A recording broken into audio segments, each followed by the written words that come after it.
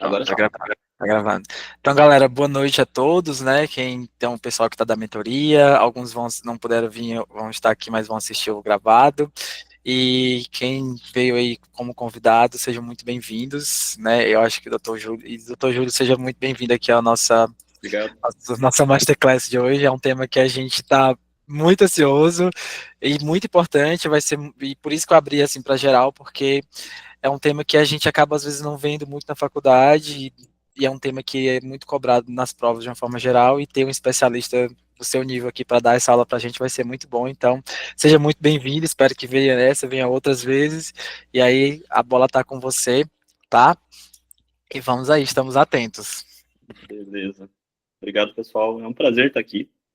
Eu sei que, de forma geral, assim, pelo menos na prova de residência, ortopedia não é tão presente. Não sei tanto na prova de revalida, mas querendo ou não, mesmo que não seja tão comum na prova, na vida do médico, é muito comum. Então, na emergência, né, no consultório, na UBS, é muito comum. Tá? Então, mais que prova, conhecimento para a vida, tá? Vou compartilhar aqui para vocês. Eu acho que eu não consigo ver vocês enquanto estiver transmitindo, né? É, eu também nunca consigo, então Pelo menos eu. é chato isso. Aparecendo para todos aí? Tá sim, Tá em tela cheia? tá, pra mim tá. Então tá, pessoal. Só me apresentando, então, eu sou médico ortopedista, tenho 10 anos de formado. Eu moro hoje no Rio Grande do Sul, em Porto Alegre, mas eu tenho uma história meio longa, assim. Eu sou paulista, criado em Rondônia, e depois que eu terminei, fiz medicina lá, fui bolsista do ProUni. E depois que eu terminei, daí eu vim aqui para o Sul, trabalhei como posto de saúde, UBS, e depois acabei fazendo residência, fiz residência de ortopedia e traumatologia, depois fiz mais um ano, um fellow de ombro e cotovelo, e desde então venho me dedicando mais a ombro e cotovelo. Mas também atuo na hospitais de emergência e urgência e emergência. Então vamos ao nosso tema. Então, a lombalgia, né, que é muito comum. Para vocês terem uma noção, né, é uma das principais causas de consultas médicas em todo o mundo, cometendo pelo menos 80% da população em algum momento da vida. Provavelmente aqui entre nós, muitos já tiveram uma dorzinha que seja, né? E é a segunda maior causa de visita no consultório médico. E é a principal causa de incapacidade em pessoas de menos de 45 anos. Então isso é um desafio para o sistema público e para o sistema previdenciário. É muito comum pacientes afastados pelo INSS devido a alguma alteração lombar. Então, o impacto socioeconômico disso é gigantesco. E, né, a gente sabe que existem muitos pacientes que têm dor lombar, mas muitos buscam como uma forma de se afastar do trabalho, porque existem muitas alterações que são assintomáticas. Se fizerem eu não tenho dor lombar, mas se eu fizer uma ressonância da minha coluna hoje, provavelmente vai ter alguma alteração. Então, é muito complicado a gente fazer essa relação clínica radiológica, né? É o famoso quem procura acha.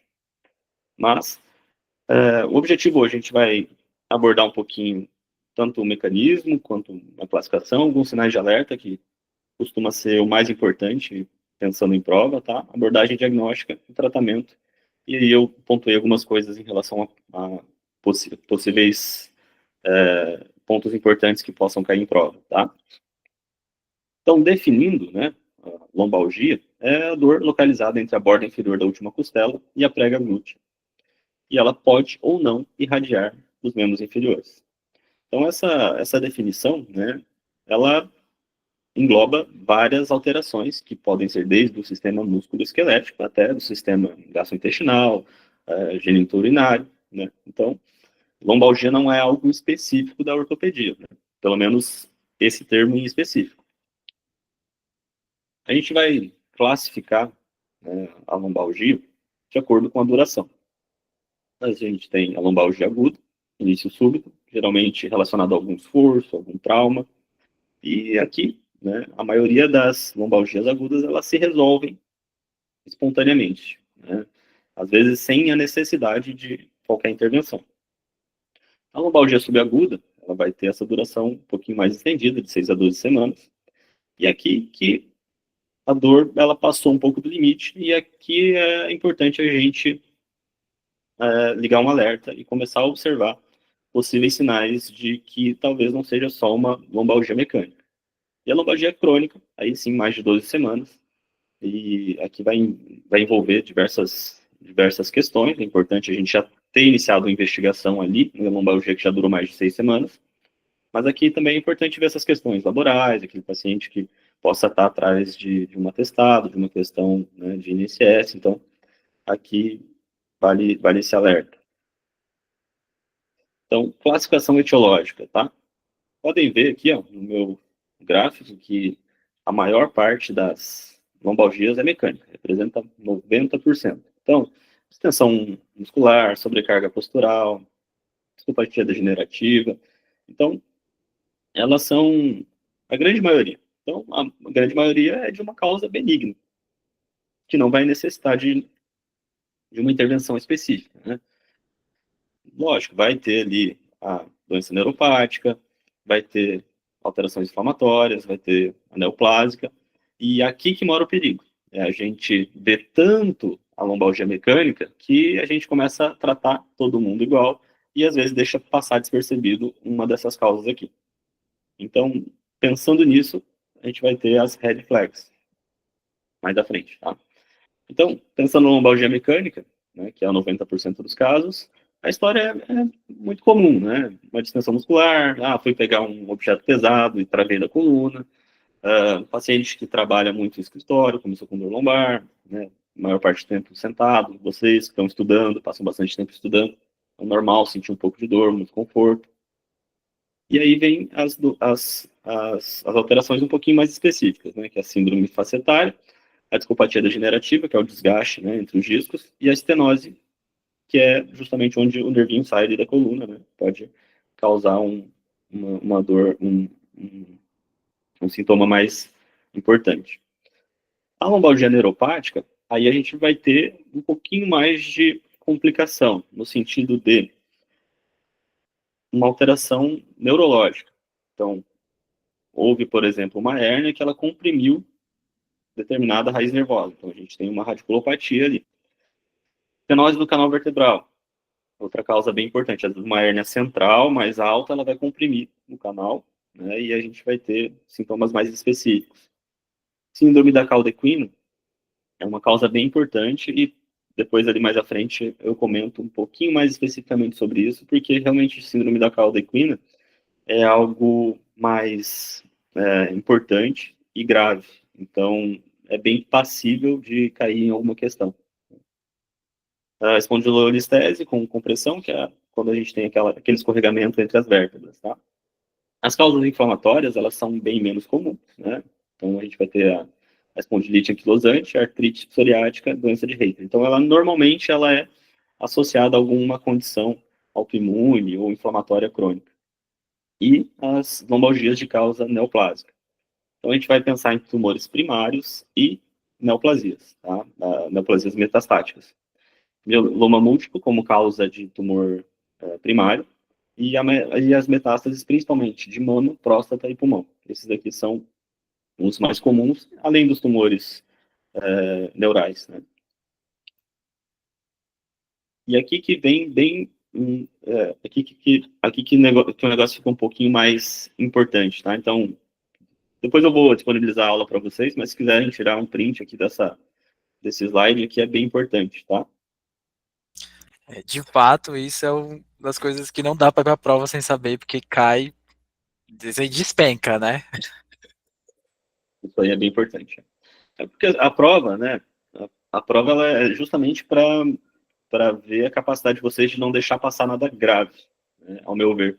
Então, isso aqui acaba sendo muito importante, né? Não deixar uma lesão potencialmente fatal ou incapacitante passar ali na emergência ou num atendimento, né, seja no posto de saúde, etc. Então, aqui, né? Esses são sinais que exigem investigação imediata. Por que investigação imediata? Porque a maioria das lombalgias você não precisa pedir nenhum exame específico. Você vai examinar o paciente, ver se ele tem algum sinal de alerta, e ele tendo algum sinal de alerta, aí você pode ser necessário solicitar algum exame. Mas a maioria das vezes, se você examinou ali, não viu nenhum sinal mais específico que faça pensar numa causa mais importante, você vai medicar, orientar repouso, deixar um atestado, se for o caso, e é isso. Mas se você notar um desses sinais, aí sim é importante você já iniciar a investigação. Então, idade, né, menor de 20 anos ou mais de 50 anos, com dor de início recente, perda ponderal inexplicável, né, mais de 5 quilos em 3 meses, vem a história da neoplasia, isso aqui é importante em várias questões, né, não só quando a gente está associando a lombalgia, dor noturna ou em repouso, que não melhora com decúbito, história de câncer nos últimos 5 anos, a gente pensando em metástase, uso crônico de corticosteroides, mais de 3 meses, febre, calafrios ou sinais infecciosos, aí as causas infecciosas, de CIT, mal de Pote, né, que é a infecção por tuberculose, né, paciente com histórico de trauma significativo e incontinência urinária e fecal. Aí entra aqui a síndrome da cauda equina, né, é importante a gente ficar esse sinal aqui de incontinência urinária fecal e anestesia em célula é um grande indicativo de síndrome da cauda equina, e o déficit neurológico progressivo. Então, o paciente vai tendo perda de força do membro inferior, dificuldade para caminhar, parestesia, né? Então, esses aqui são os sinais mais importantes que a gente tem que ficar de olho ali. Então, tudo começa com a anamnese, né? Então, vocês vão justamente diferenciar se é algo mais grave, se é uma lombalgia mecânica, devido ao início da dor, se foi súbito, se foi insidioso, se é uma dor que começou agora, se já tem algum tempo, se aconteceu outros episódios recentes, se tem alguma relação com atividade específica, ou se ele teve algum trauma, caiu, sofreu um acidente, e se ele tem algum padrão. Ah, eu tenho dor só à noite, eu tenho dor só de manhã quando eu acordo. Então, é importante ter essas características. O padrão da irradiação, quando a gente tem uma irradiação para membros inferiores, né, isso aqui lança um alerta, porque pode ter alguma compressão mesmo radicular, algum nervo em específico, né? O paciente sempre relata ali, travêo ciático, né? Que é aquela dor que costuma pegar ali na região posterior do glúteo, ali descer, né? Até a ponta do pé. Os pacientes relatam assim muitas vezes. E aí, vai questionar também se tem algum fator modificador, ou agravante, quando, por exemplo, se ele senta, se ele fica acocado, se ele tem algum alívio, ou se ele fica em decúbito lateral, se ele sente alívio, se ele usou alguma medicação, se melhora com o analgésico, se melhora com o inflamatório. E não esquecer das red flags mais uma vez, né? Se tiver presença de algum daqueles sinais ali, aí vai acender um alerta, principalmente para a gente investigar ali através de um exame de imagem. O exame físico, né, é sempre importante. Na ortopedia, né, a gente sempre... Na ortopedia não, né? Na medicina de forma geral, a gente sempre fala que o exame físico começa quando o paciente está entrando no consultório. Então, postura, atitude, se ele está inclinado, se ele está claudicando, né, se ele está forçando a coluna para se manter reto, se ele está mais curvado, claudicação, limitação de movimento, se ele tem alguma assimetria, deformidade na coluna. Você vai realizar a palpação, normalmente dos processos espinhosos, facetas. Aqui também vai entrar aquela questão de diagnósticos diferenciais, então você vai palpar abdômen, vai fazer o teste do Giordano, né, para ver se tem alguma alteração urinária ou renal. Vai palpar o glúteo, região paravertebral, vai localizar alguma contratura, e os trigger points, né, os pontos de gatilho miofascial. A gente acaba vendo muito, né, paciente com fibromialgia, então, às vezes, confunde, pode... E não só isso, né, mas como o paciente com fibromialgia, às vezes, tem dor lombar também, né, inclusive tem muita dor lombar. Mas, devido à fibromialgia, às vezes essa dor, ela acaba sendo, vamos dizer assim, no paciente com fibromialgia, a dor ela tem um nível mais elevado, uma percepção da dor um pouco maior. Então, pode chamar um pouco mais atenção, né? E confundir na hora do diagnóstico. Testes especiais fundamentais, tá? O mais famoso, o mais comum e fácil da gente fazer é o teste de Laseg. Então, você vai deixar o paciente de decúbito e vai levantar uma das pernas, né? E vai observar se o paciente tem dor. Normalmente entre 30 e 70 graus. Isso sugere uma compressão radicular, uma compressão de nervo. Sensibilidade mais ou menos 80%. Se o paciente teve dor, você vai fazer o Bragar. O Bragar, ele é para aumentar um pouquinho a especificidade em relação a uma radiculopatia. Então, você levantou a perna, o paciente gritou, sentiu dor, você abaixa um pouquinho a perna e faz uma dorsiflexão do pé. Se esse teste for positivo, ele é mais específico para a radiculopatia, tá? O teste de Schober. Esse aqui é mais para a gente avaliar a mobilidade. A gente marca ali, né, uma canetinha ali, mais ou menos 15 centímetros da espinha ilíaca anterosuperior, se eu não me engano. E é mais para ver a mobilidade, tá? Pensando em doenças como a espondilite anquilosante. O teste de Patrick, ou Patrick-Fabry, esse aqui eu não sei, talvez seja um pouco mais específico, tá? Não sei se vocês já viram em alguma questão simulada. Na verdade, doutor, isso só, desculpa, tá? Isso daí é o que o Revalida mais está focando no momento, né? Por exemplo, na minha prova, tanto na objetiva veio o teste de Schober, né? E na prova na prova prática, inclusive, tinha lá para a gente solicitar. Teve um caso de espondilite anquilosante e eu tinha que pedir o teste de Schober e o teste de Patrick, né? E a gente tinha que tá sabendo disso para dar o diagnóstico, e vinha lá no exame físico bem detalhadinho, né? Isso. E aí você pedia lá a radiografia e chegava no diagnóstico, que tinha uma sacroileite, e o profissional diagnóstico seria a espondilite anquilosante. Então, como eu gosto muito da parte da semiologia, por isso que eu falei para você, ó, coloca um monte de coisa de semiologia, porque é uma coisa que o Revalida está cobrando muito, sabe? E esses aí são os essenciais que a gente não pode ir para uma prova sem saber, tanto prática como a objetiva, porque está cobrando demais.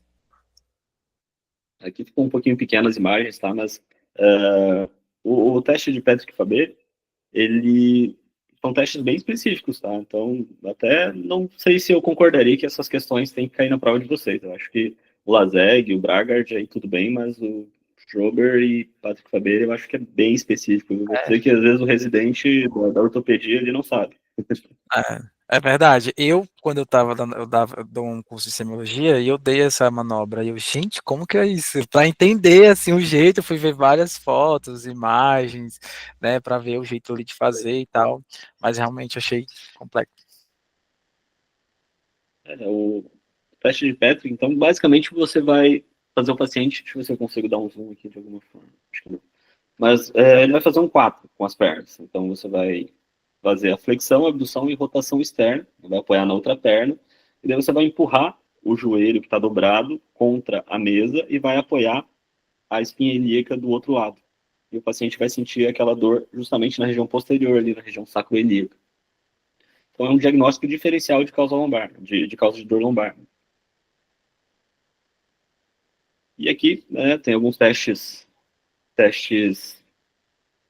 neurológicos mais específicos. O teste de Milgram, que o paciente eleva ambas as pernas, né, estendidas por 30 segundos, e daí ele vai ter dor lombar ou falha na execução, né?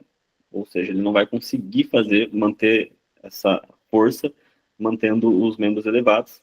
E esse teste aqui, ó, que é o Crossed Straight, que é o Laseg contralateral. Então você vai fazer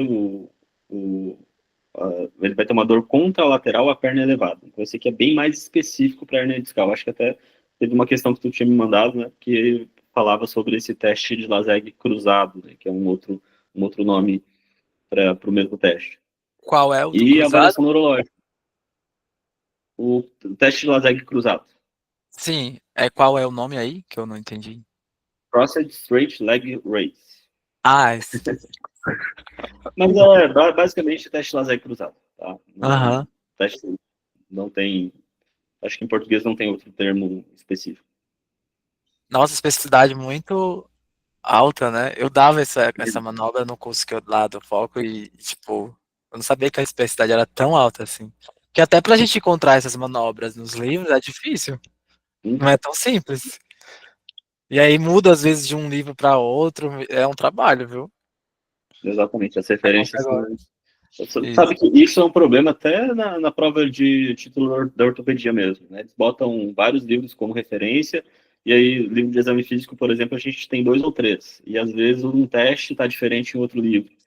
E daí Exato. complica bastante mesmo. E isso é em toda a semiologia. A minha maior dificuldade quando eu fui estudar semiologia era isso. Por isso que às vezes eu acabo pegando assim, pego o que o INEP coloca nas questões, da forma que ele cobra, ou do que ele colocou lá no PEP, e usar aquilo, porque ele não indica uma literatura para a gente seguir na semiologia. E você nota que cada vez mais ele está cobrando. E na última matriz agora, que ele diz como é que seriam as provas, tanto de residência como para o INE, para o Revalida, ele vai cobrar a semiologia de uma forma transversal, assim como saúde mental, essas coisas. Então vai vir mais ainda, com mais intensidade. Isso. É verdade. Porque é um conhecimento que o médico precisa ter, né? Tipo assim, É, o médico da UBS, o médico da. Então, justamente, né? Porque vai aparecer, né? Vai chegar ali na UBS um paciente com lombalgia, então vai ter que fazer essa triagem, né? E justamente, né, tem essa questão financeira também, porque não querem que o médico sobrecarregue o sistema de saúde, né? Então, chega lá toda lombalgia, tu vai pedir ressonância para todo mundo, né? É complicado. Então, é importante ter esse discernimento ali, ver o que, que é grave, o que, que não é, para a gente poder direcionar melhor os pacientes, né, e não sobrecarregar o sistema de saúde. Seguindo, então, avaliação neurológica, né? Lembrar dos dermátomos, né? Não vou entrar em detalhes aqui, mas basicamente é importante saber mais ou menos essa imagem. Os reflexos, né? Bem importante. Né? Dorsiflexão, L4, L5, flexão plantar S1, desculpa, aqui é a força muscular, né? E os reflexos, o patelar e o aquileu vão ser os mais importantes, para a gente testar L4 e S1, e a sensibilidade ali dos dermátomos. Sempre testa lado contralateral, pede para o paciente fechar os olhos, né? Então, na prática, né? Não sei se vocês têm prova prática, não sei se tem os instrumentos ali, a agulhinha, o pincelzinho ali. Não lembro se tem um nome específico, agora me fugiu. Mas se vocês tiverem, daí o ideal é usar esses instrumentos para ver a sensibilidade, né? Na semiologia, daí vocês vão ter a sensibilidade a vibratória ainda, né? Não sei se... Faz tempo que eu não sim, vejo isso aí, pessoal. Não sei se me sim. ajuda aí. Isso eles têm cobrado dessa forma, assim, tão específica? Não veio uma estação específica para isso, mas a gente se prepara porque cada vez, por exemplo, o teste acessibilidade do pé diabético para hanseníase, tem lá essas ferramentas de fazer o teste do Aquileu, né? Tudo isso. Aí tem o diapasão, tem o martelinho, tem o objeto pontiagudo, tem aqueles monofilamentos que é estesiômetro, alguma coisa assim. Uhum, uhum. Que aí Sim, você sim. precisa saber de todos, porque se tiver lá na Eu tinha estação, um. você vai ter que usar. Então, assim, tem que ir no contexto de uma prova prática, tem que ir sabendo, porque pode ser um teste que eles precisam. Então, e já caiu estação prática no INEP de lombalgia. Não pediu para isso, mas pediu para fazer o exame físico, por exemplo. Pediu para fazer aquelas manobras, alguma daquelas manobras que você falou lá, entendeu? Uhum. Então, assim, é um tema que eles adoram, porque é um tema muito recorrente, né? É a Na prática. segunda causa mais comum de visitas ao hospital, né? É bem prevalente. Então, vou até voltar aqui, então. Então, basicamente, ali de grau de importância, a gente vai ter o LASEG, sem dúvida nenhuma. O Bragard, que é uma continuação do LASEG, né? Então, esses aqui são mais específicos, né, em relação às lombalgias por radiculopatia, né? E o Bragard, normalmente, a gente vai aumentar a especificidade do LASEG, né, fazendo essa dorsiflexão. Daí o Patrick é um teste para a gente ver a disfunção da sacroiliaca ilíaca. Doutor, uma dúvida. No caso do LASEG, quando eu faço ali aquela, né, a manobra, Se o paciente, se ele dá positivo, sugere que ele tem alguma radiculopatia, sugere que ele tem alguma compressão nervosa ali na região lombar, saco, tem algum nível assim específico, tá, de S1 a L4, assim. Normalmente ali vou te dizer assim, de L4 a L5, normalmente. Uhum. E aí eles referem uma dor mais intensa na hora que, ou uma queimação, alguma coisa assim, na prática, assim, da dor do dia a Ele dia. sente aquela dor, aquela dor que irradia para a região posterior. Que E aí eles referem, geralmente vai ser ciático. exatamente, que eles referem como ciático. Meu ciático. Ou eles dão um grito. Então, normalmente o paciente já dá o diagnóstico. Entendi. E aí, então, a solicitação de exames, né? Então, como eu havia dito antes, a maioria dos pacientes não vão precisar de exames de imagem. A gente vai fazer o exame físico, observar a maioria da causa mecânica, vai medicar, orientar. Mas quando a gente tem algum sinal de alerta, né, principalmente essa dor persistente, que já está durando mais de 4 a 6 semanas, sem melhora, presença de alguma red flag, suspeita de instabilidade ou espondilolistese, e paciente com mais de 50 anos com dor recente. Aí a gente vai pedir aquele exame de triagem, que é a radiografia. Né? Basicamente, a radiografia mostra para a gente osso. Então, vai ser um exame que a gente vai conseguir ver algum colapso de vértebra, né? Como a gente está vendo aqui nesse exame, degeneração, algum desgaste, né? A gente consegue ver também a espondilolistese, que é aquele escorregamento entre as vértebras, consegue ver algumas lesões líticas, então pensando em neoplasia, e o desgaste ali, né, a perda da densidade, que é a osteoporose. Então, um exame de triagem. Lógico, muitas das alterações degenerativas, elas são assintomáticas. Então, é um pouco complexo a gente pedir a radiografia, muitas vezes, porque ela pode até nos deixar mais confuso do que nos ajudar na emergência. Mas é válido até por uma questão de proteção. Então, você vai pedir um raio-x com um exame inicial ali. E lógico, tem aquela questão que muitas das vezes o paciente não tem preparo intestinal, então está cheio de gás, cheio de fezes, então é difícil, é um exame que a gente pede, às vezes até para deixar o paciente mais tranquilo, mas que na prática ajuda muito pouco, né, se não for realizado de forma adequada e se não tiver uma boa correlação clínica. O grande padrão ouro, né, para a gente avaliar as queixas lombares é a ressonância magnética. A grande questão é que é um exame caro que a gente não tem na emergência. Porque, e às vezes, assim, pensando num posto de saúde, num OBS, num consultório clínico, é um exame que o paciente às vezes vai demorar para fazer, mas pensando nas causas é sempre o melhor exame, né? Então, quando que a gente vai pedir? Principalmente na suspeita de uma hérnia discal, com compressão neural, então o paciente tem aquela radiculopatia, tem aqueles sintomas, né? Ele tem alguma presença de alguma das red flags, a gente vai pensar em infecção, tumor, uma cauda equina, o déficit neurológico progressivo e a falha no tratamento, né? Então o paciente já estava tratando a lombalgia mecânica e, infelizmente, ele não melhorou. Então, nesses casos, a gente vai pedir a ressonância. Então, aqui a gente está vendo, né, uma hérnia bem volumosa, né, comprimindo todo o canal aqui. Aqui a gente já não tem mais medula, né, que é L4, L5. E aqui a gente observa já perda de altura na vértebra superior. Aqui também mais uma protrusão discal. Aqui em cima um disco normal, né, mais próximo do normal. Lembrando que um disco branco é um disco hidratado. Aqui um disco mais escuro é um disco desidratado, então ele fica propenso a romper e fazer uma hérnia. Então, aqui a gente observa essa hérnia bem volumosa. Então, vantagens da ressonância magnética, né? A ressonância é um exame específico para a gente ver partes moles. Então, a gente consegue definir bem a medula, consegue ver bem os discos, consegue ver se quando a gente tem uma compressão medular, quando a gente tem uma estenose. Então, acaba sendo realmente o padrão ouro, né?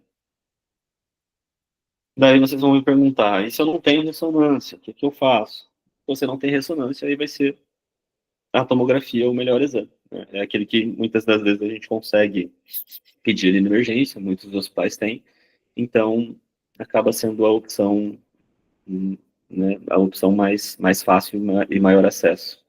E também a gente consegue, a tomografia, né, acaba sendo um exame que é mais utilizado para alterações ósseas, então se você tem uma suspeita de fratura, acaba sendo o exame principal, vamos dizer assim.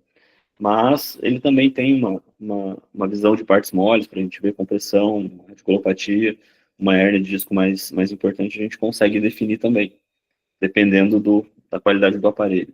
Mas padrão ouro, então, se for uma questão, vai ser a ressonância.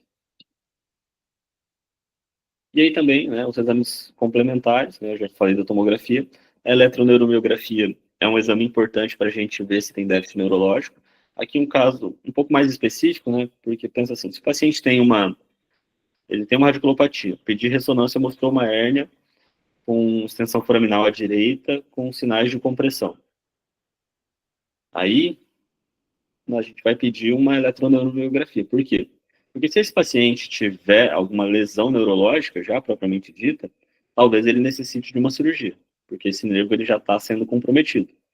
Agora, eu fiz a eletroneuromiografia e ela não mostrou nenhum sinal de lesão neurológica. Então, ele está ali causando dor, desconforto, perda, mas devido a causas inflamatórias. Então, eu consigo tentar tratar esse paciente, por exemplo, de forma conservadora e observando se ele melhora. Se ele não melhorar, aí a gente entra nos tratamentos mais invasivos.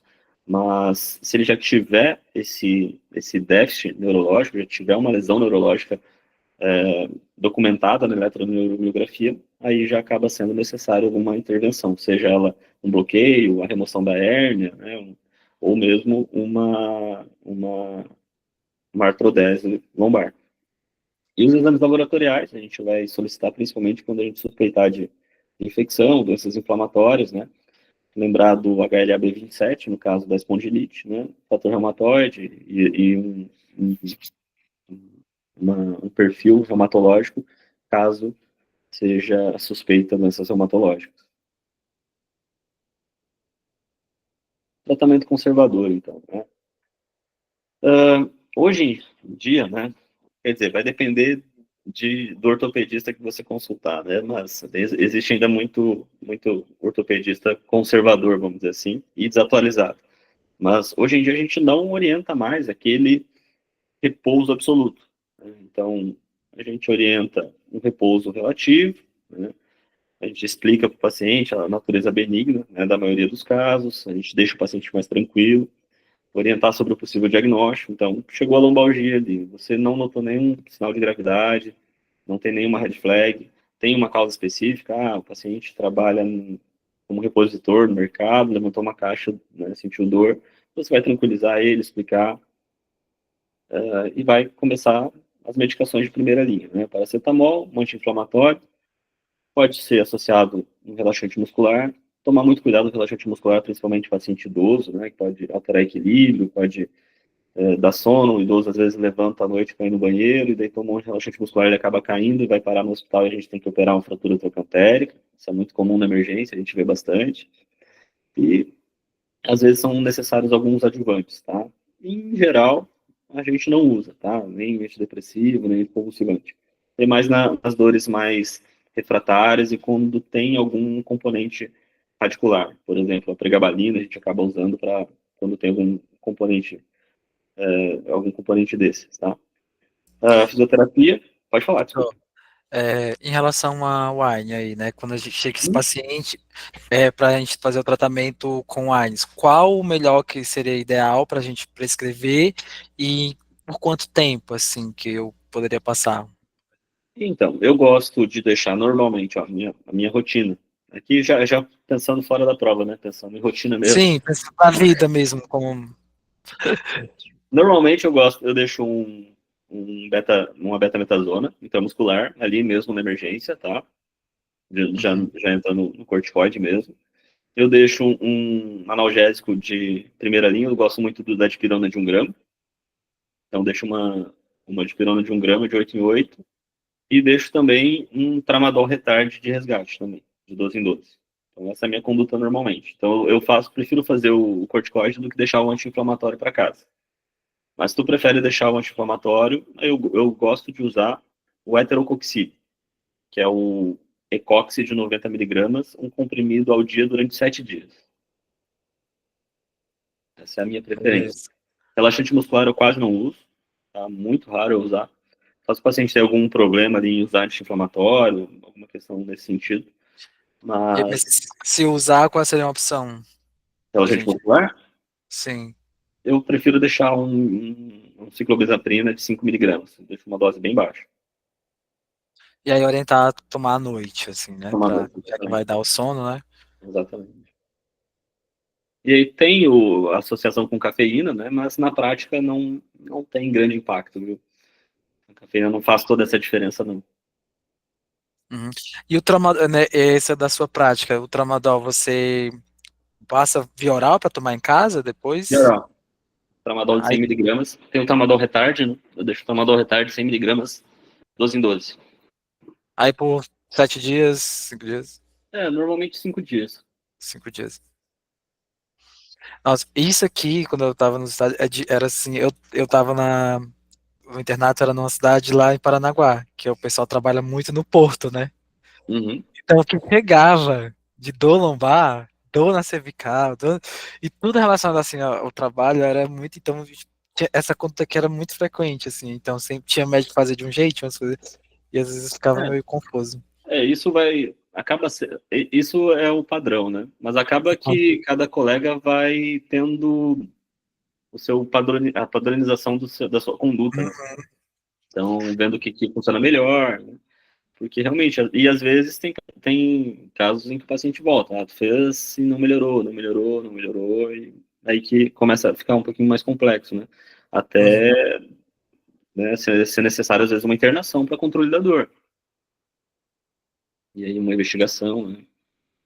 uhum, Mas, vamos dizer assim, para lombalgia mecânica é isso, né? Um analgésico base ali, que pode ser o paracetamol, eu prefiro o dipirona com grama, mas pode ser o paracetamol sim. E daí o aterocoxib, normalmente tem um efeito melhor.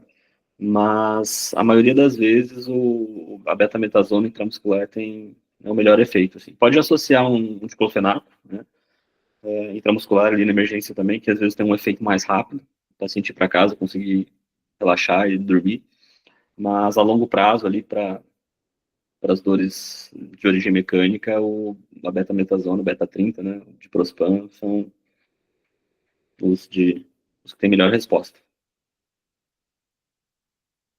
E daí a fisioterapia, né? Alongamento, fortalecimento, né? Exercícios estabilizadores da coluna lombar e a correção postural. Aí tem, né, as terapias complementares, como a acupuntura, massoterapia, calor, frio, né? Normalmente, para as lombalgias de causa mecânica, se for uma contratura, a gente acaba usando calor, mas se for uma dor com mais característica inflamatória, a gente acaba usando gelo, né? E evitar o repouso prolongado, né? Então, normalmente, a gente faz esse repouso adaptativo, vamos dizer assim. Não precisa ficar 100% deitado numa cama, ele vai fazendo as atividades que ele consegue, né? Tentar manter o máximo de mobilidade. Mas, por exemplo, quando uma questão de laboral, né? Você examinou o paciente, notou que ele realmente está com dor, que ele não foi só atrás do atestado, ele tem uma situação laboral ali que corrobora com essa dor lombar. O paciente trabalha no porto ali descarregando. Não tem por que deixar esse cara trabalhando, né? Então, dê o atestado, deixa ele descansando 2, 3 dias ali e inicia o medicamento, deixa as orientações, né? Mas não. Né, hoje em dia está essa questão, né? Tem prefeito, secretário de saúde proibindo o atestado em emergência. Então, eu acho que é uma questão complexa. Mas, se você vê a necessidade, né, vê que o paciente está com dor mesmo, não tenha medo de dar atestado. Né? até porque é um dever, né, Exato. Eu, do fa- eu, médico. eu conto essa E história. aí, Vou sair um pouquinho da aula agora, até para a gente relaxar um pouquinho. Contar uma é, história para vocês. Quando eu trabalhei bastante, bastante, inclusive durante a faculdade. Mas na minha época quando eu terminei o ensino médio, eu não passei na prova, não passei para medicina e fui trabalhar. Eu trabalhei numa oficina de moto, uma oficina mecânica. E daí, um belo dia, um cliente deixou lá a moto para revisão e eu fui deixar ela em casa. Daí, quando a gente estava chegando na casa dela, de moto, eu pulei no buraco e a gente caiu. Eu caí de moto com a cliente. Aí levantei, assim, vi meu joelho ralado, coitado da mulher também tinha ralado o joelho, pedi desculpa e tal, terminei de levar ela em casa, aí, o carão para chegar para falar para minha patroa que tinha derrubado a cliente. Né? Daí cheguei lá com vergonha, falei, expliquei, minha calça rasgada, cheio de todo ralado, daí não consegui nem ir no hospital, assim, fui na farmácia, daí lavaram lá para mim, botaram um curativo e eu voltei a trabalhar. Então, assim, que custava ter ido pro hospital, ter pego um atestado e, né, ido para casa. Não era só a questão da dor, a dor física, né? Mas a dor emocional também. Fiquei daí o dia todo ali trabalhando com É, deprimido. Então, imagina. às vezes a gente tem que se colocar no lugar do paciente que está ali, né? Às vezes parece, tô com torci o tornozelo. Às vezes não é um entorse grave, mas daí tu vai conversar com o paciente, não, mas o paciente é vendedor de shopping, ele fica em pé o dia todo, então Uhum. vai liberar ele para voltar a trabalhar? Não, deixa 2 dias de atestado, pé para cima, gelo anti-inflamatório, né? Então tem que se colocar muitas vezes no lugar do paciente também. É, eu, assim, eu sou enfermeiro e já trabalhei muito tempo nos hospitais, né? E eu noto que, assim, tem alguns médicos que eles parece que não quer dar atestado de forma alguma. E só que isso, dentro do dever, das atribuições do médico, se o paciente tem aquela doença, independente se ele está, então é um dever te dar o atestado, né? E aí eu acho que isso pode até sendo explorado na prova da gente, porque uma das coisas que eles orientaram na matriz que eles lançaram é que essa parte da ética médica, documentos médicos, vão ser muito abordados. Eu acho que é justamente por conta disso, porque os médicos muitas vezes querem fazer o que quer, mas cada profissão tem as suas atribuições, deveres, e enfim, que é. Então, assim, não é que você dá o quanto você quer, dá o que merece, né? A doença. Agora, se o cara não Não, tem nada, ok. é que às vezes é complicado, né? Porque na área ortopédica isso acontece muito, né? Porque eu vejo assim, às vezes tem lá um paciente. O hospital que eu trabalho fica muito perto de um mercado. E daí, às vezes, aparece lá um gurizão, assim, 17 anos. Machuquei meu dedo. Prendi meu dedo no carrinho, né, no carrinho do supermercado. Daí tu vai olhar o dedo, não tem nenhum, não tem nenhum hematoma, não tem nada roxo, não tá demasiado. E, então, assim, tem esses casos, né? Então, às vezes é Ah, difícil a gente. E daí, como acontece muito esses casos, a gente acaba fica. ficando contaminado, vamos dizer assim, É, com os pacientes ruins, vamos dizer assim. mas vocês da ortopedia, eu acho que é um dos que sofre mais com isso, porque, nossa, quando eu acompanho aqui no hospital, tem um atendimento de ortopedia. O que chega de gente com negócio de INSS é muito, aquele de acidente de moto, que é para fazer o DPVAT, é para fazer é, aposentadoria da coluna, então assim, e era de laudo pra cima de laudo, o médico fazia lá, assim. Então, e tinha gente que Exatamente. você via que não merecia, mas tinha gente que sim. Aí fica, né? Mas é isso. E outra coisa que eu achei interessante aqui, que eu já vi cobrando em questões, só trazendo agora um pouco para a prova, né? É do tratamento da terapia comportamental, que tem cada vez mais usado bastante nesse contexto, principalmente sendo cobrado nas provas, porque é um dos pilares que eles estão falando que muda muito, porque às vezes o paciente vai ter que aprender a conviver com aquela dor, que às vezes é um pouco crônica, né? Pelo menos um artigo que eu vi. E outra coisa que eu já vi cobrando em questões foi o tempo de atestado, né? Você não pode dar muito tempo, é de 3 no máximo para as provas, né? Tô falando contexto de prova, gente. Era 3 a 5 dias que a questão lá deixava claro, não podia ser mais que isso. E a questão de orientar o repouso. Não, se a questão colocar repouso absoluto, não é, porque repouso absoluto já se viu que piora a dor. Então, é repouso relativo, é manter as atividades diárias, mas como o doutor falou aí, se ele faz alguma coisa assim no trabalho que é muito, que vai forçar, não, repouso relativo. Perfeito. Desculpa, tu pode continuar. Não, capaz, é isso. Mas essa é a ideia, né? A gente tá trazendo um pouco de prática, mas e prova e por aí vai. Exatamente, né? Não, e em relação a uma prova, tu tá muito, extremamente afiado, né? Muito mais afiado. É. Então, é justamente, tu tem que me guiar aqui para saber o que é importante. Uhum. Beleza, vamos lá. Então, em relação às cirurgias, né? Aí, conforme eu havia dito para vocês, né? As indicações absolutas, então, a síndrome de Caldequin, né, que é principais, os principais alertas para a síndrome da Caldequin, então, vão ser aquele perda de esfíncter e anestesia em célula, né, que é a região ali genito-urinária, déficit neurológico progressivo e uma fraqueza motora grau 3. Né. Aqui que entra uma questão importante. Aqui tem uma imagem de uma cirurgia aberta, né? Mas hoje em dia a cirurgia aberta ela raramente é realizada, né? Hoje em dia nós temos a possibilidade de tratamentos minimamente invasivos, seja a retirada da hérnia artroscopicamente, seja nos bloqueios, né? Nos casos de dor refratária, e raramente a gente opta pela artrodese lombar, que é esse caso aí da imagem que vocês estão vendo. E aí vão ter as indicações relativas, né? Falha do tratamento conservador, então o paciente tratou por mais de 6 semanas, ele tinha uma radiculopatia, mas não tinha uma lesão neurológica propriamente dita, então a gente conseguiu tentar tratar ele de forma conservadora, mas ele não melhorou. Então, essa radiculopatia incapacitante ou refratária, quando a gente tem essa estenose com uma claudicação neurogênica ou uma instabilidade mecânica, uma instabilidade espinhal com dor mecânica. Por quê? Aqui a gente entra em umas questões um pouquinho mais específicas, assim, né?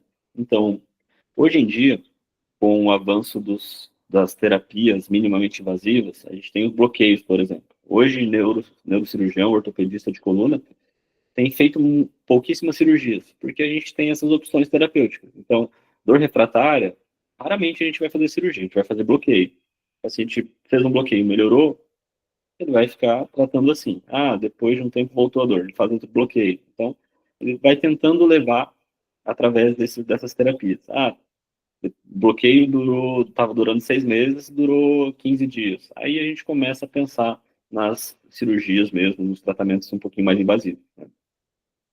Então, basicamente, a gente tem a dissectomia, né, que é a remoção da hérnia de disco, e hoje a gente consegue fazer de forma percutânea, né, a laminectomia, descompressão neural, ali pensando na, na compressão após a saída facetária, e a artrodese, que é quando a gente faz a fusão mesmo, né, que a gente tem que tirar a hérnia toda, colocar um enxerto ósseo entre as duas vértebras e estabilizar com esses parafusinhos aí. Então, essa artrodese lombar mesmo, que é essa cirurgia grande, com uma cirurgia aberta mesmo, se faz cada vez menos, isso na prática. Separei alguns casos clínicos aqui, Doutor, só tenho uma basicamente para a dúvida. gente. Pode voltar lá Pode, um pouquinho pra gente pode. debater. Essa síndrome da causa clínica em 2024.1 caiu muito no INEP, viu? Exatamente esses sinais. E eu não sabia, porque eu não tinha. Quando eu fiz essa prova como simulado, nossa, o que é isso, né? É justamente o que você estava falando, a questão da liberação esfincteriana, a analgesia, a perda de sensibilidade em célula, isso era muito clássico. Eu queria saber o que, que causa ela. Tipo, você mostrou uma imagem lá naquela ressonância que tinha uma herniação com a compressão medular importante. Ali poderia ser um caso de cauda-equina aí, nesse caso? Exatamente, exatamente. Então, é justamente essas raízes que são, aí a gente vai lembrar dos dermátomos lá atrás, né? Aham. Então, anestesia em célula, né? Vai pegar ali S2, S3, né? E Uhum. S1, S2, S3. Né? Então, vai ter essa anestesia nessa região, que é justamente porque a gente tem que lembrar que a, a medula, ela vai terminar justamente aqui, né? Uhum. L5, Sim. L3, L4. E daí a gente vai ter Isso. a cauda equina. E aí, justamente, a compressão da cauda equina que vai ativar, vai afetar justamente esses dermátomos, né? S1, S2, S3. Aham. que vão estar justamente relacionados à inervação perineal, então o déficit neurológico, o déficit sensitivo, que é a anestesia em cela, e a perda do esfíncter, né? Tanto urinário quanto de defecação. Em relação a causas, assim, é mais comum ser por um trauma ou mesmo Mais comum por hérnia mesmo. por hérnia, né? Uhum. E aí, Beleza. né, a gente precisa fazer a descompressão com urgência, né? Porque em pelo menos 48 horas. Porque Ah, quanto a mais descompressão é tempo, cirúrgica, vai ali e retira por cirurgia. tem que. Aí normalmente cirurgia aberta, tem que retirar a hérnia. E não tem muita opção aqui, né? E normalmente é uma hérnia bem grande para conseguir causar esse tipo de sintoma, né? E aí a percutânea já vai ser um pouquinho difícil. Existem casos de possibilidade, sim, mas em geral cirurgia aberta. Ok. Não sei se tu quer abrir pro pessoal ou fazemos nós dois aqui, só pra gente Ah, o pessoal pode pensar um participar, pouquinho. sim. Pode participar. É bom que todo mundo interage. Bora, galera. Caso 1 aí, paciente masculino, 35 anos, dor lombar, radiada para a perna direita, pior ao sentar, LASEG positivo a 40 graus. Vamos pensar aqui então, só a gente teve o LASEG positivo, tem mais algum exame que a gente consegue fazer ali, aproveitando o LASEG? Bora, galera. Tem Então, sim. Ele... Talvez acordar, a possibilidade que você tinha colocado lá é Brager? Brager? Bragard. Oi? Bragard. Tô tentando Doutor, ver. Tô deixa eu tentando ver perguntar outra, uma pode falar. dúvida que veio agora. Por exemplo, você falou aí LASEG positivo a 40 graus. Em relacionado a porque a gente sabe que ele vai, a gente vê se ele dá positivo de 30 até 60, outras falam até 70, mas Isso. dependendo do grau ali, ele tá pior ou melhor, ou não tem isso, nenhuma Não, relação? Deu positivo, não. pronto. Deu um positivo, pronto. Não tem relação direta. Isso aqui é Certo. interessante, assim, porque para você ver justamente o paciente que às vezes está simulando, né? O paciente Ah, pegou, levantou a perna aqui 10 graus, opa, já está sentindo dor. Falei, não, isso não é dor lombar. é Então, malandragem mesmo. malandragem, exatamente. E a outra coisa é você fletir o joelho. Então, fez ali o LASEG, o paciente gritou, daí você dobra o joelho, o paciente continua relatando dor, isso não é de origem, ou ele está simulando, ou não é uma dor radicular. Entendi. Isso é Boa. importante. Então, diagnóstico. Alguém quer o diagnóstico? No caso aí, Fábio, a gente podia pensar numa caldequina, mesmo sem os sintomas neurológicos? Acho que Lombalgia? Sem o déficit neurológico, não. Não tem Não, né? Não. Tu vai pensar em dor radicular. podia ser uma radiculopatia. Isso aí, pode ser uma hérnia. Hum, Perfeito. Então, aqui nesse caso, o ideal e aí, seria continuar uma investigação. então, no caso, solicitar uma ressonância, né? Perfeito. Pois é. Que aí é uma coisa que tem que ficar muito bem claro. Melhor, o exame padrão ouro ali para coluna é ressonância. Não vai, se tiver uma tomografia lá, não vai na tomografia, não, porque é Não. ressonância. Isso cai em prova, viu? Porque a tomografia é aquilo que a gente acaba pedindo mais, tá? É, porque é o que tem, né? É muitas vezes. Exatamente. Exatamente. Então, né, mas não é o ideal. Uhum. Então, Eu tô sempre que tendo muita possível. atenção. Oi, boa noite. Eu tô assim, olhando essa aula de hoje com muita atenção, porque praticamente é uma estação que nós tivemos no Revalida 20 de Sim. 20.1. E aí, quando você fala que os exames que foram cobrados foi muito específico, eu já fico assim, e lá pediu a radiologia, um exame radiológico, né? Então, assim, sem preparo, sem nada, a minha vontade agora é de fazer um recurso bem dos bons, né? Mas já passou essa fase. Você nem vai precisar, Alessandra, relaxa. Olha, mas é engraçado É que, que na você, verdade, agora, né, Fábio, ortopedia tá vindo com tudo. com Porque eu tudo, eu gente, tô por isso, vendo muita questão e o doutor falando que é específico, mas eu tô vendo doutor, não direto é, viu? semiologia, ortopedia na prova. E olha que eu mandei só algumas questões. E assim, eu vi todas as questões de ortopedia que caiu no INEP. E assim, a maioria é realmente da parte de lombar. E o engraçado é que você trouxe esses conteúdos e trouxe na sequência que a gente tem que fazer numa prova prática. Né? Quem fez, estava estudando aí para a segunda fase, viu bem que você foi no passo a passo ali, sintomas, depois do exame físico. Então, esse aqui, gente, é o modelo de atendimento que você vai ter que seguir lá na prova prática. E também no contexto da teoria já pega esse passo a passo, porque na prova teórica ele te dá a questão até o diagnóstico. O próximo passo é o quê? Aí você tem que saber que o próximo passo é investigar com exame complementar. Então ele te dá e tu tem que achar o passo. E na prática a gente vai fazer do começo ao fim. E foi exatamente isso que a gente fez na minha prova prática, lá da espondilite anquilosante, e era isso, era o paciente, tinha dor lombar, e você começava anamnese, aí no exame físico, pedia o exame específico para lombar, lembrei de pedir o teste de Schober, de Fabry, porque eu tinha dado essa aula, né, e aí quando eu vi assim, não acredito que tá vindo isso não, que é um negócio que você, porque quando eu coloquei na minha aula de semiologia, isso aqui nunca vai cair, mas como tinha citado na prova objetiva, eu não, vai que cai. E aí veio. Não, eu estou estudando arroz com feijão, estou só ficando obesa. Porque o que eu estou percebendo, está caindo semiologia neurológica, semiologia da ortopedia, vascular, está indo bem para as especialidades. Tá vascular, minha filha, tem que saber, porque tem muito vascular na banca. Tá. E está fugindo daquele feijão com arroz, né? Como diz o povo. Exatamente, está fugindo. E psiquiatria também. Nossa, demais. Mas a ortopedia surpreendeu, tá vindo bastante. Tá. Sobre a ortopedia, né, Fábio? Já era por isso uma que eu aposta grande da banca, eles já falavam, já tinham cobrado sobre a questão de ortopedia pediátrica, os testes de ortolânia, esses outros, e agora realmente ortopedia eles pediátrica. vieram com a questão da dor lombar, né? Começaram cobrando na teoria, veio na prática, e na vida eu só queria que fosse o doutor Júlio que corrigisse minha prova para considerar minha ciclobenzaprina, a minha fisioterapia, para meus pontos, né? Mas tudo bem. Né? Quem sabe?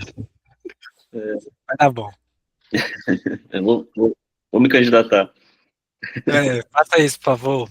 Então, justamente assim, a estruturação da aula, eu me baseei na nossa prova, na prova de título da ortopedia. Então, tá igual, viu? Basicamente, essa estrutura para vocês verem, né? Então, é algo bem, bem específico mesmo.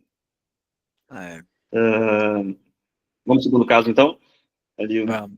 Esse aqui, ó, a gente meio que entregou a questão no finalzinho, né? Então, um homem jovem com dor lombar, rigidez matinal superior a 1 hora, melhora com exercícios.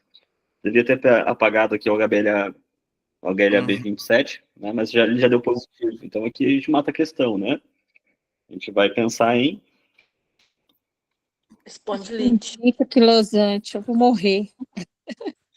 Olha, e quando eu vi isso, meu olho brilhou, viu? Porque na minha prova de 2025.1, na objetiva, veio uma questão e trouxe esse ponto. Exatamente, um dos itens falava do HLA-B27, né? Você tinha que lembrar que ele era da espondilite lá para responder a questão. E aquilo ficou na minha cabeça. É tanto que por isso que eu estudei bem espondilite para a segunda fase, porque eu estava na cabeça que. E aí veio. Mas e caiu um item exatamente com esse HLA-B27. Você tinha que saber dele. Entendeu? Sim, e tinha uma que vinha falando toda a questão certinho e só mudava, colocava HB37. Tudo certinho. Nossa, velho. Que raiva dessa prova. Essa aí é foda. Eles são maldosos. Ele pode cair assim, ou ele pode cair qual exame pedir, né? Daí vai ter o HBLA27, vai ter outros exames. Né? Exatamente. É importante lembrar que esse... E na nossa prova pediu os sinais, as manobras semiológicas, que Faber, eu nunca tinha ouvido falar, Patrick, não sei o que, eu falei, isso é uma hérnia, é uma longocitalgia. Mas eu até pedi o HBLA nessa situação, mas não tinha, porque a gente estava na atenção básica, né? Ele ia ter, mas eu pedi. Ele ficou bem com a semiologia, né? Semiologia pura. Exato. Vamos lá. O terceiro caso é um pouquinho mais, até bem comum, assim, na emergência, né? Uma mulher idosa, dor lombar após queda da própria altura. Então, aqui, uma pergunta, talvez, se a gente pede exame ou não, qual exame a gente pede, e, basicamente, né, trauma, raio-x, né, e o mais provável aqui seria uma fratura, né, fratura, lembrando daquele raio-x lá que eu mostrei para vocês, deixa eu voltar aqui até para a gente. Então, normalmente tem essas fraturas por insuficiência, né, que é um paciente osteoporótico, e aí a vértebra colapsa, né, a massa, então ela perde a altura, né. Então, sempre olhar, isso é importante a gente olhar no raio-x, né, olhar as alturas das vértebras, né. Outra estação de osteoporose. Doutor, uma dúvida, não sei se você já pegou.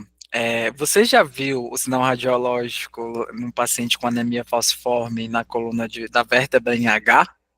Esse sinal? Porque tem uma questão do INEP que ele traz um paciente com anemia falciforme, ele tá lá com a dona.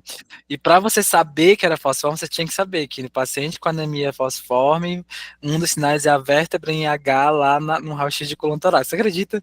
E você tinha que saber isso para dar o diagnóstico, né, Marcelo? Eu lembro dessa questão, e essa questão também está em uma aula do estratégia. É do bambu? Falando, exatamente.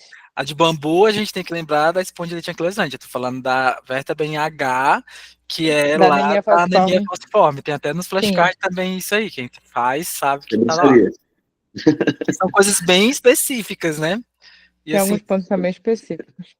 é muito foda. Gente, será que uma pessoa consegue ver isso na prática? Né? Eu vou te dizer que eu, lógico, né, não lido tanto, mas talvez um hematologista veja, mas na ortopedia. Né? O mal de pote, por exemplo, é mais fácil de ver? Mais fácil. Mas para ser muito honesto, assim, mais fácil a gente ver em relação a estudo, né? A gente estudar isso na nossa prática. Mas caso clínico, assim, na não vida, lembro de nenhum. Não lembro de ter visto nenhum. Entendi. Meio que no serviço que eu trabalho hoje, quem faz coluna é a neurocirurgia, né? Então, isso tem essa questão. Mas, mesmo na residência, que o nosso serviço tinha coluna, não peguei nem. Que bom que eu não peguei nem. Deve ser muito difícil de tratar, né? Um negócio desse. Chato.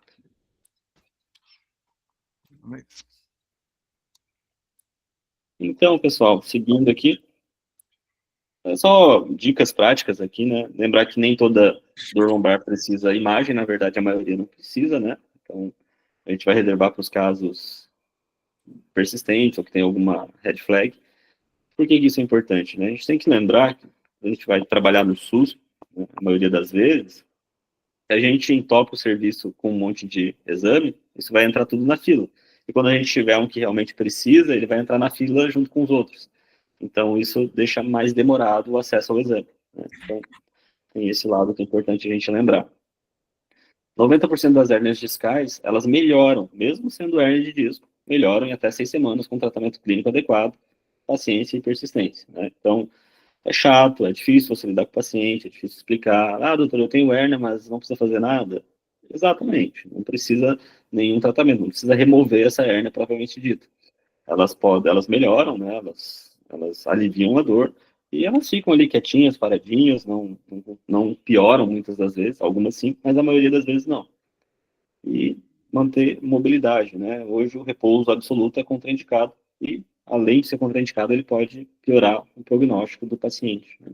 Então, aquilo que a gente já havia comentado anteriormente. Doutor, uma dúvida em relação a esse caso, por exemplo, né, dele. Só voltei isso para o que eu vou me perguntar?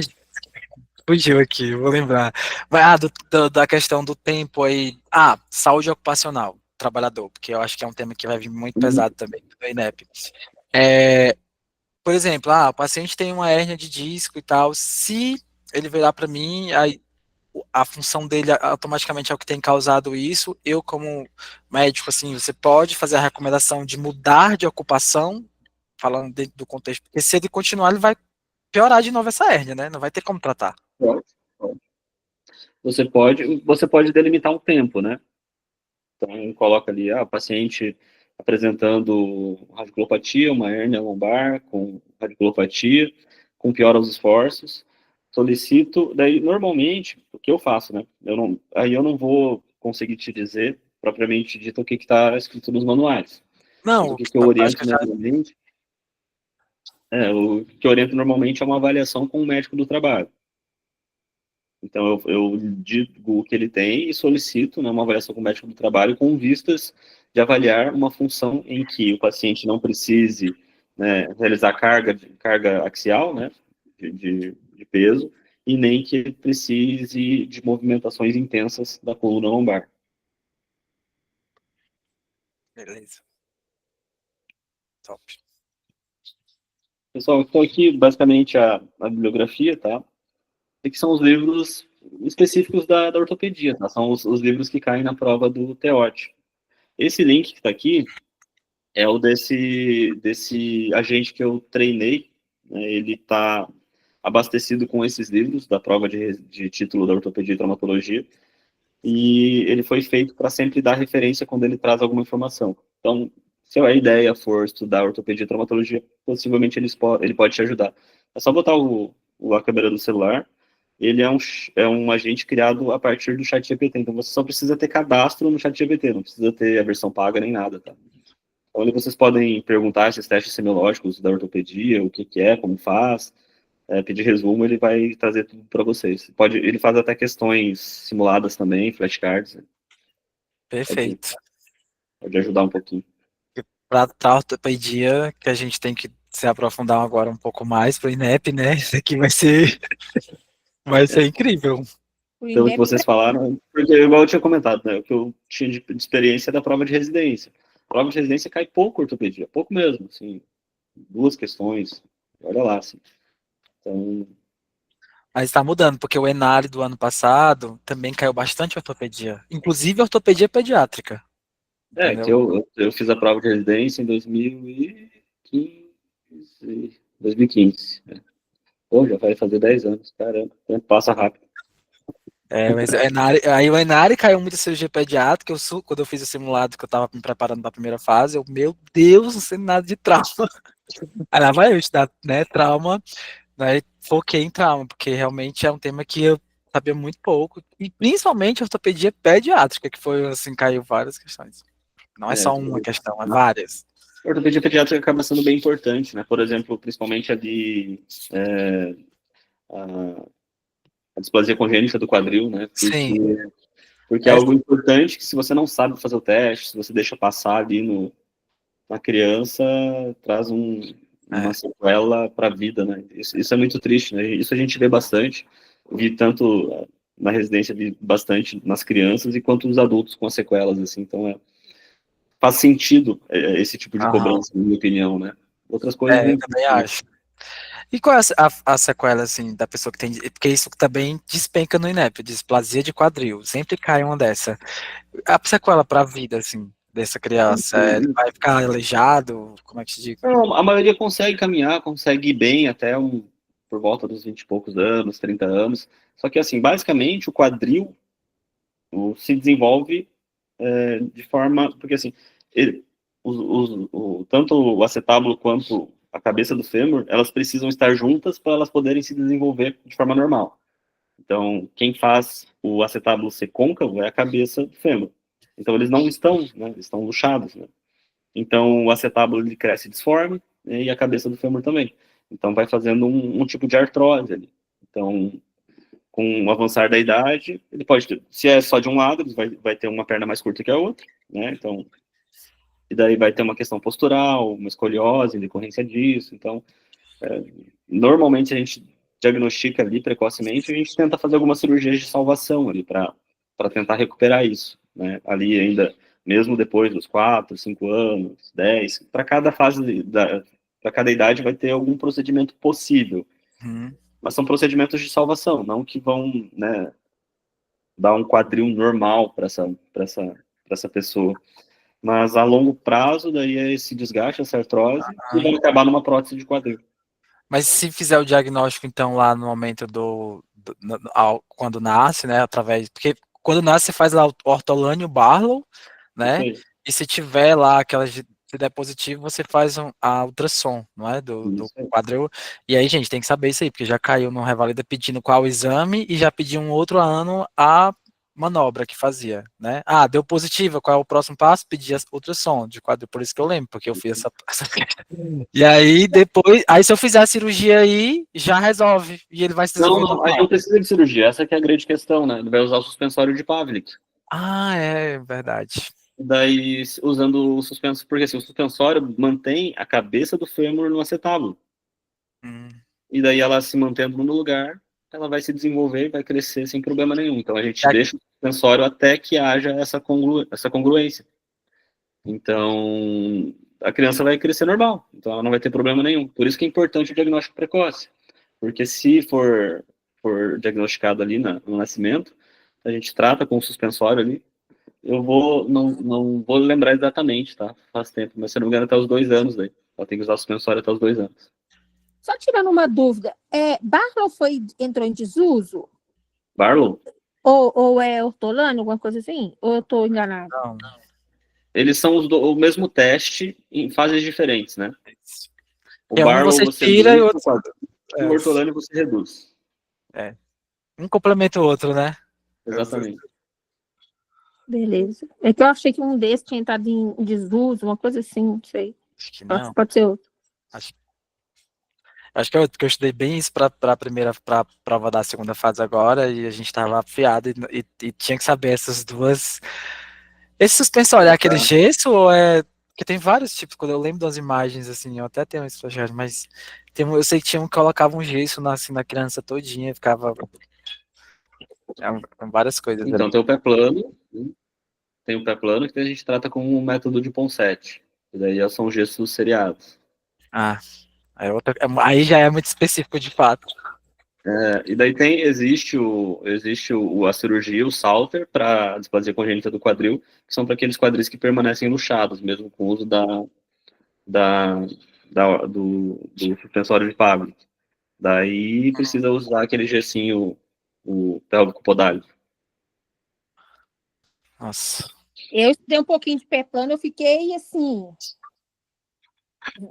encantada e surpresa de tanto que impacta, né, na qualidade de vida. Exatamente. Eu acho que é justamente por isso que tem se cobrado bastante, né? Porque justamente se você diagnostica corretamente ali na infância, a maioria dessas patologias dão uma vida normal para a criança, quando que, se não é diagnosticado, você condena a criança a uma deformidade, a uma limitação para o resto da vida. Verdade. Dentro da ortopedia, da nossa prova, né, da nossa prova de título, também é cobrado bastante a ortopedia pediátrica. Então é por isso. Porque tem cobrado muito ultimamente nas provas de residência. Muito. Que bom. Agora a gente vai dominar. E passa, viu? Às vezes, tem muita criança que passa pelo pediatra ali na sala de parto e não diagnostica, por exemplo, a displasia congênita do quadril. E daí, às vezes, aparece lá na UBS, lá claudicando, a mãe começa, né, a reclamar que a criança não tá caminhando direito, ou tá com a perna mais curta que a outra. Então, às vezes, vem tardiamente nesse diagnóstico. E até porque eu acho que na consulta de puericultura, que o médico da UBS tem que fazer, eu acho que ele deveria avaliar também, né? Porque se passar pelo pediatra lá na maternidade, não vai passar por ele. Então. Exatamente. Isso é bem importante. É isso. Então, pessoal, só aqui eu deixei de novo o meu Instagram aqui, o QR Code. Eu sempre falo isso aqui, né? Nunca esqueçam que diante de nós não está apenas uma doença, mas sim o amor de Deus. O ortopedista é visto às vezes como um profissional menos,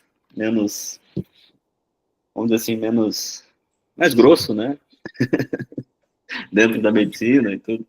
Mas eu justamente a minha visão e o que eu carrego para o meu dia a dia é justamente ser o oposto do estereótipo do ortopedista, né? Então isso faz totalmente a diferença, né?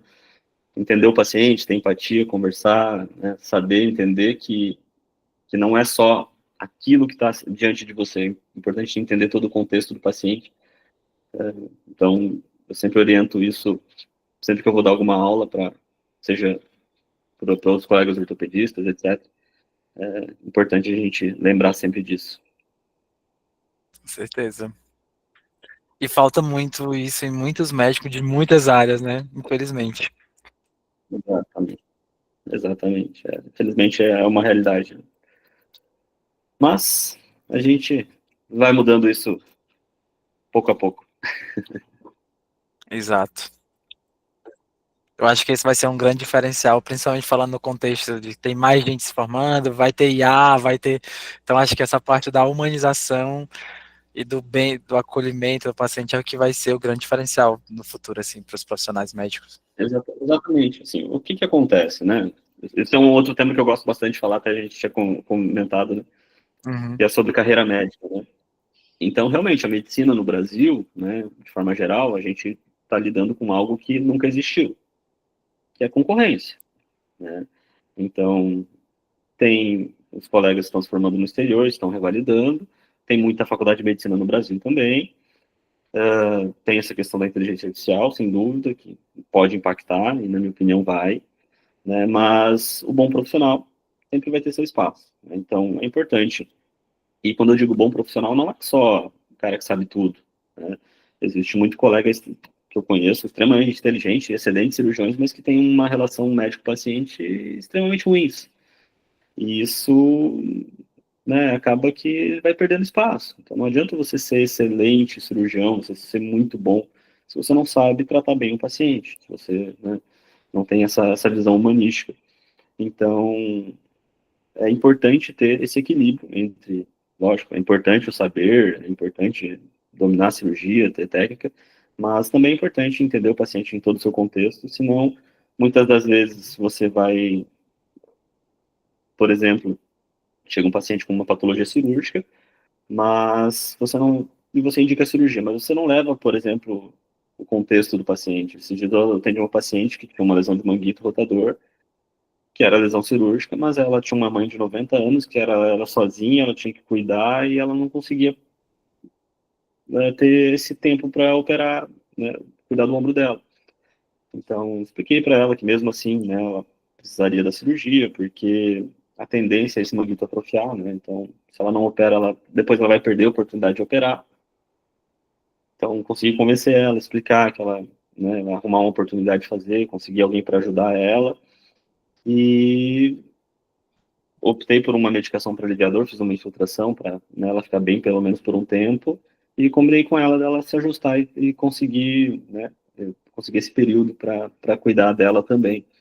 E às vezes muitos colegas simplesmente, tem que operar e se vira, né? Então, daí o paciente não vai operar, né? Ele vai voltar para casa, vai continuar cuidando da mãe dele, mãe dela, e vai perder a oportunidade de operar. Quando, sei lá, a mãe dela acaba falecendo, quando ela tiver tempo para cuidar dela, talvez esse manguito já não seja mais reparável, e daí ela vai permanecer com uma sequela no ombro pro resto da vida.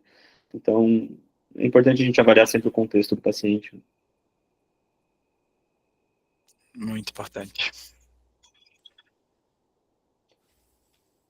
E é muito bom ver uma pessoa que já tem muitos anos assim, porque tem gente que tem amigos, mas com o tempo a gente vai se cansando, mas, cara, não é possível, né? Se você faz o que você gosta. Eu vou dizer assim para vocês. As pessoas não têm culpa.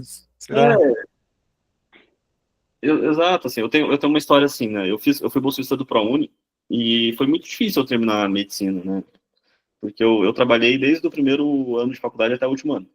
Eu trabalhei como professor do primeiro ao segundo ano, eu trabalhava num concurso do governo que era pró-jovem, então eu trabalhava à noite, no primeiro e segundo ano.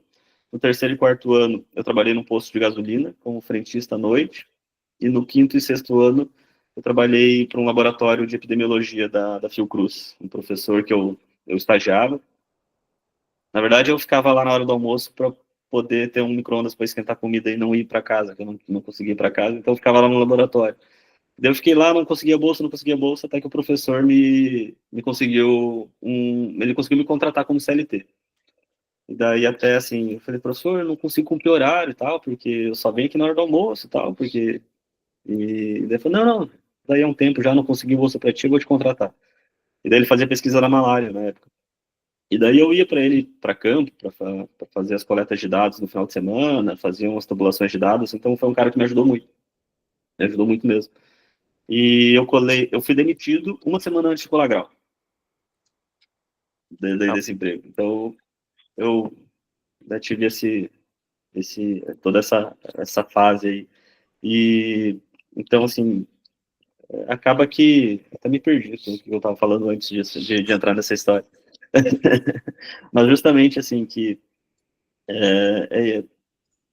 eu tive toda essa experiência, vamos dizer assim, de estar do outro lado também, de sacrifício mesmo, né? Não foram, eu falo muito dos colegas, né? Ninguém vai dar mais valor a determinada conquista do que aquele que derramou lágrima e suor. Então, tudo aquilo que a gente passa é importante, né? É importante e vai moldar aquilo que nós somos, né? Então, depois de formado, eu fui trabalhar em UBS, então eu trabalhei 2 anos em UBS, daí nesse tempo que então, como eu já vinha de uma situação financeira que não era muito boa, eu já me preparei para trabalhar. Então, eu sabia assim, eu vou terminar a faculdade, vou ter que trabalhar. Então, eu fiz ATLS, fiz ACLS, fiz PAUS, e fui trabalhar. Daí foi que eu vim parar aqui no Rio Grande do Sul. E então, eu tive contato com clínica médica, com rotina de visita, fiz até plantão de UTI, porque na época faltava médico, né? Hoje já não sei mais se vocês vão ter essa fase de tá faltando. Mas eu vou dizer que na emergência, às vezes, ainda falta bastante, né? Eu vejo que muitos dos colegas que se formam hoje se formam, mas pode ser uma percepção minha de velho, né? De outra geração, mas eu tenho a impressão que os colegas formados, e falo especificamente dos formados no Brasil, tá? Porque é com quem eu lido mais, eles não têm mais tanta coragem de encarar as emergências, né? Então, falta ainda plantão nesses pontos, nesses locais. Então, às vezes, se você se prepara justamente para atender uma emergência, tem bastante lugar ainda que tem esse espaço. Então, foi só depois de trabalhar bastante tempo que eu decidi a minha subespecialidade. Então, é importante ter essa vivência também. Eu sempre recomendo assim, para os colegas. Eu acho muito ruim entrar direto na residência. Eu acho que tem que trabalhar, tem que sentir o que é um plantão, o que é lidar com pacientes, tem que passar uma noite toda acordado na beira do leito um paciente esperando vaga na UTI. Então, é importante, porque é justamente aí que você vai ter essa vivência, e saber do que você quer realmente para o resto da tua vida, né? Então, por exemplo, cirurgia do trauma, eu acho uma especialidade incrível, é muito bom, é muito legal, assim, mas você vai passar a sua vida, a maior parte dando plantão. Então, tem que lembrar que vai envelhecer, que vai ter, né, outras questões importantes. Então, tudo isso é interessante levar em consideração na hora que você vai escolher a sua especialidade. Aí você falando assim a sua história, eu acho que muita gente aqui se conecta, porque muita gente aqui, eu acredito que a grande maioria se formou no Paraguai ou no exterior, e a gente sabe que quem larga tudo aqui, vai para um outro país e vai... É um sofrimento muito grande, assim, é uma luta diária também muito grande, né? Então, e aí no final a gente tem essa aprovação ainda que deixa tudo ainda mais... Porque é difícil viver em outro país, outra cultura, é muito difícil, mas quando a gente tem um sonho, né, quando tem a vontade, e aí sim, eu só espero que essas pessoas consigam retribuir de alguma forma, né, porque, cara, o negócio eu me criei em Rondônia, né, então Rondônia é muito perto da Bolívia, então eu tive muitos colegas que foram para a Bolívia estudar medicina. Eu mesmo quase fui, porque eu fiquei, nesse ano que eu não passei, daí eu fui fazer cursinho, daí pensei em ir também, mas daí acabei fazendo o Enem, conseguindo uma nota boa para a Uni, e consegui a bolsa, assim. Então, mas sem dúvida, eu conheço várias histórias, assim, sei que é muito sofrido, não só por essa questão de distância, mas financeira financeira também. Pega muito, né? Sem dúvida. Com certeza. Olha, muito bom, doutor, muito obrigado, assim, pela aula, foi incrível, certo? Nos ajudou muito, espero que você possa voltar outras vezes, né? Precisando, é só chamar. Eu amei, sou suspeito, e assim, e como eu já tinha falado, assim, a gente vê você trazendo essa aula e trazendo essa visão do médico ali na prática com o paciente é o que deixa tudo mais rico, porque a gente já está um pouco meio cansado de dar sua prova, a gente também quer ver como é ser médico, né? E acho que quando vocês vêm traz essa visão, deixa tudo mais incrível, a gente fica, medicina é isso, eu pelo menos fico encantado, assim, não, daqui a pouco eu vou estar assim também, não é só estudar para a prova, né? Amém. Então, Amém. Em breve todos estarão. todos estaremos, né? Vai dar tudo certo. Sim, vai sim. Pois, obrigado a galera que participou, né? Se tem mais alguma dúvida, gente, alguma coisa a dizer, podem ligar o microfone, podem falar. Eu quero agradecer muito, viu? Parabéns para vocês dois. O doutor só é assim, uma história que só fortalece a gente, porque esse momento nosso. Eu fiquei arrepiada, foi muito. Porque assim, né?